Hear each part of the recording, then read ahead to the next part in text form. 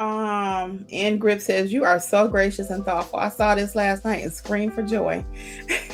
You're welcome. You are so welcome. And that's what I wanted. I wanted everybody, because I wanted to go live last night, y'all. It was about 10 o'clock last night. I finally got everything set up and on the computer and everything. And Jeffrey was like, no, wait till tomorrow.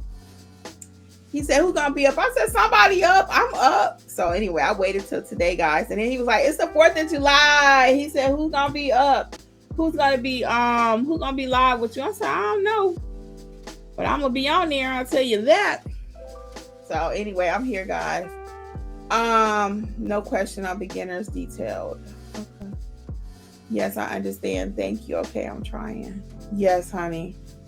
Yes, and we got a couple more people. Pamela. Hey, Pamela. Pamela's in mentorship. She says her condolences to you. She lost her granddaughter. Still hurt. It takes time. I'm sorry, Pamela. I didn't know that happened to you either. I'm sorry.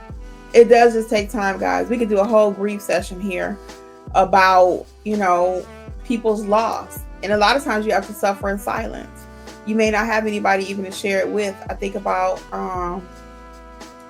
other family members. I won't say who they are because I don't know how they may feel about it. But if you are an only child, like I have my sister, my other sister, and I have a brother, and we're able to share stories about my parents at times, And for me and my sister, it's a little bit hard. And my brother, I'm sure he has his moments. I know he does. But me and my sister, my mom kind of lived with us, and girls and their mothers, most girls and their moms. Now, if you didn't have a great relationship with your mom, this is the other thing I found about grief that I've learned. Me, my sister, and my mom, we were like triplets, okay? Like super duper cool. Like you see one, you see three, okay? Then you got somebody else, they lost their mother when they were like 3 or 4. They have no memory of them. They're in their 50s, 60s, okay? So this person told my mother, well, your mom was 87. She had a great life. And that's all true. But we still miss our mom.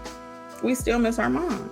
So comments like that, people don't understand. It's like, it's painful, or sometimes if you've lost your mate, and I've heard this before, and see, I got checked on this recently, guys, not in a bad way, but short story, what happened was, I'm always like, I'm sorry that happened when somebody lost their spouse or something, right? So I'm talking to somebody and I said, I'm so sorry. And I didn't know her intimately. I just said, I'm so sorry about your loss. And she's like, oh no. She said it was tragic how he died, but I don't have no worries and stuff. I'm glad I ain't trying to say I'm glad he gone, but she almost said she was glad he's gone. And come to find out he was a mean man. And you know what the other way to say it.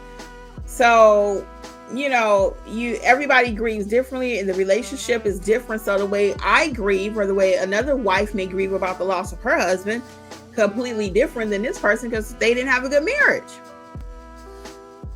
Maybe you and your mom didn't get along. So I'm learning that about grief too. So where I want somebody to say, oh, I'm sorry about your loss, or I just told you, hey, I just lost my mother. And take my sister, I wish she was here. She's actually traveling somewhere, but she would always say when we first lost my mom, everybody she would talk to, she would say, I lost my mother. I lost my mom, right? And some people would say, sorry for your loss. Other people are like, okay, so what's for dinner? Where are we going tonight? Or whatever. And she couldn't process that. And finally I told her, I said, well, sometimes some people, it depends on the relationship that they had with their people. Okay.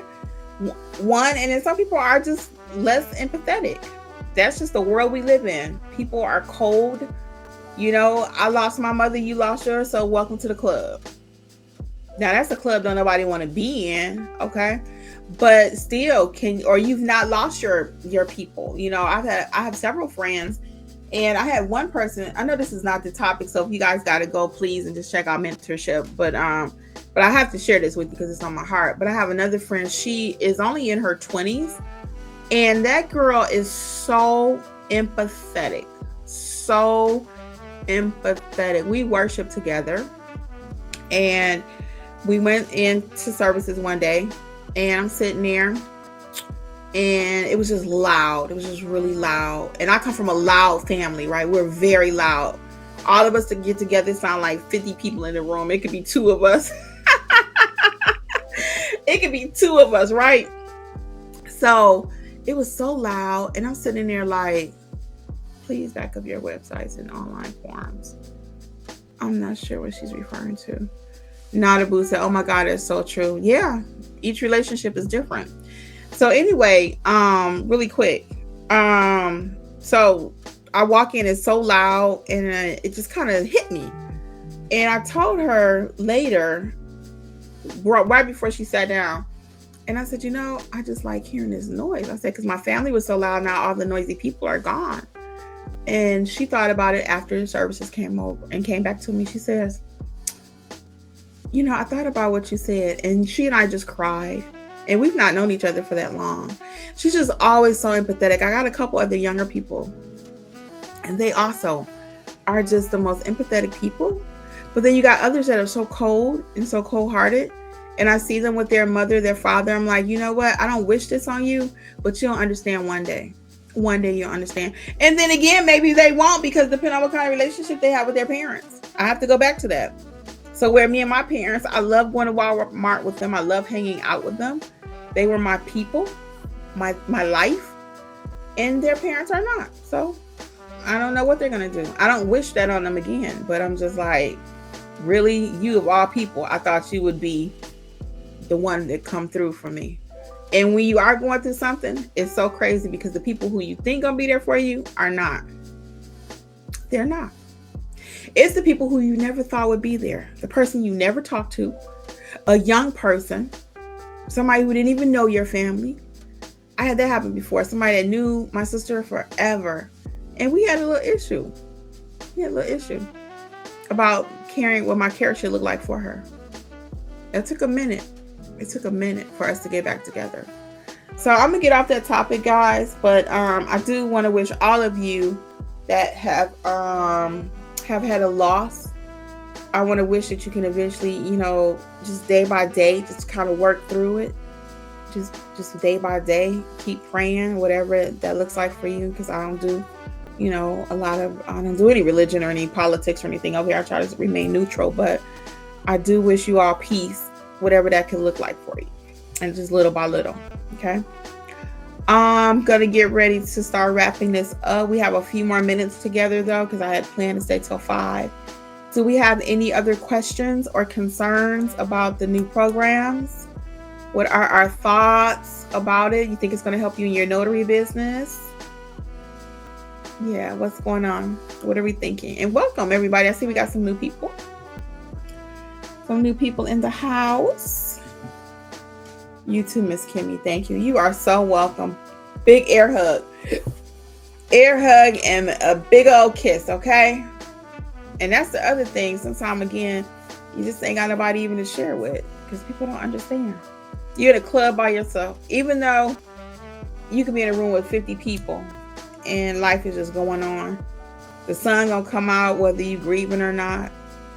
You don't get a chance. The light bill's still coming if you grieving or not. With the loss of people, it's expensive. It takes money. It's a lot of things that the world just don't stop. It just don't stop. It just doesn't stop. So you got to pay for the expenses when you lose someone. It's not easy. It's not easy. Unfortunately, in 2019, I actually went PRN at the hospital I was working at. I worked at Children's Healthcare of Atlanta. So that was right before COVID started. I went PRN, and PRN is as needed. So I was able to work what I wanted to work, basically. And then my sister got ill. So when I was going through everything with my parents and stuff, COVID was happening. So I was off work, which was a blessing for me. And I actually ended up being one of those people that was able to get that unemployment money. I'll tell you that story one day. But I was actually one of those people. I went from getting nothing to like $671 a week. So that helped out so much. It helped out so much. So I was able to take care of my dad. I was able to go up there and play games with him in his facility he was in. We was up there literally all day, every day. So if you do have somebody in the facility, the care, the key to having them have great care is being present. We helped other people in the facility. My mother was like, hey, can I get that for you? Hey, this person needs a doctor. We are out of control, y'all. Oh, I miss them so much. Okay.